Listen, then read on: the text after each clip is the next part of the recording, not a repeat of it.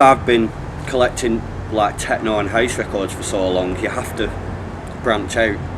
And the same thing with you, isn't it? You collect a certain thing, but you either branch out or you go inwards.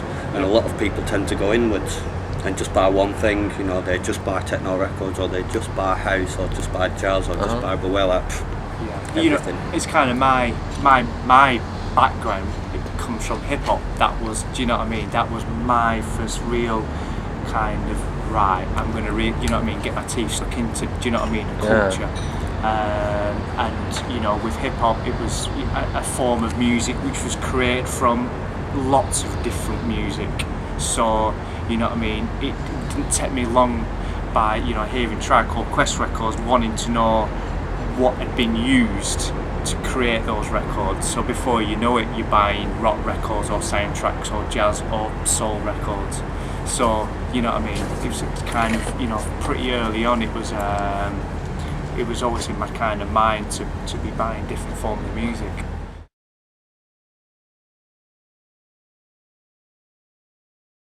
It really reflects the records that we're buying, does the music. So like Forest of Evil, we were really into kind of library records at that time, which you know, the library music for old TV shows and this kind of thing. And you know, we took the title from Forest of Evil from a library record. Really? Which is called Forest of Evil, and it's like a horror movie. It's just like a library record, full of horror kind of things, you know. And it's not as if we'll use that record in the music, but we'll take the idea of that record and maybe, you know, it's kind of like an updated version almost, isn't it? But it's all influenced from that. And then Liberation Through Hearing, we were kind of. Well, there was like, there's kind of the arabesque kind of thing. And the Indian thing as well. And then maybe like, you know, me through Miles kind of getting into maybe old school ambient records. Do you know what I mean? From the early 90s, which had, you know, like I was saying to me, coming from the kind of hip hop thing, I'd never really heard these things before. So, you know, kind of. It's fresh for you in that respect, isn't it? Yeah. So that was a thing on Liberation as well, kind of, you know, of the track Matilda and stuff, of just kind of doing an ambient thing. Yeah.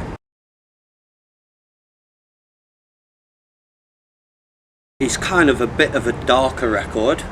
There's a few more drawn kind of tracks on there, like more analogue, because Demdike is also kind of a mix of records and hardware, because I love music hardware, old music hardware. You know, I think you get amazing sounds out, and that's one of the things we try and do is mix old hardware, old records, and new technology, and you know, just kind of further, you know, the genres of dance music a little more.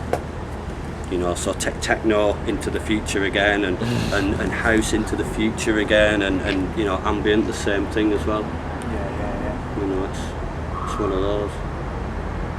But it's funny because we don't like to stand still, so like we won't necessarily be listening to library records in a month's time. We'll be listening to something else. So then the next Demdike release will reflect the records that we're buying then. So.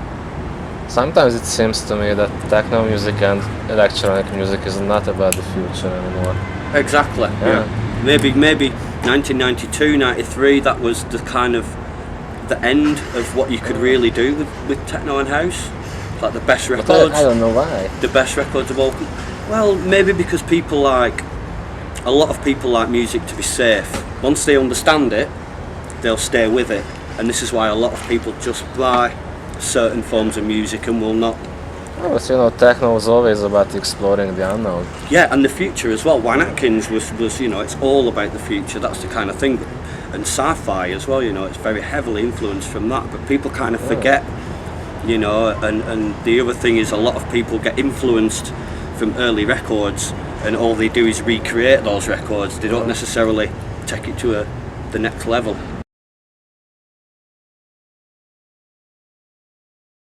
It's kind of we don't. I kind of, you know, we totally got tagged. Do you know what I mean? We got tagged as Hauntology, but it was kind of a mistake, really. You know, we just put the record out at the right time for Hauntology. You know, and there was and kind of getting But hauntology is not a musical term, really. It's a political term. Really? Yeah. By how? It's well, if you type it in on Wikipedia, you'll come up with it's like a French political sort of movement was hauntology from the early 90s. I can't remember the guy's name. There's like a philosopher who came up with it, but I cannot remember his name.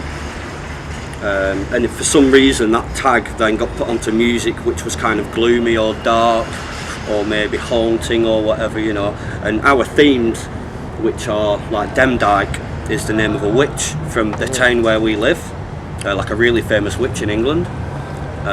So that kind of goes with hauntology as well, and some of the themes that we chose for the tracks also go, you know, with haunting kind of music or ghosts or something like this. So we didn't do it on purpose at all.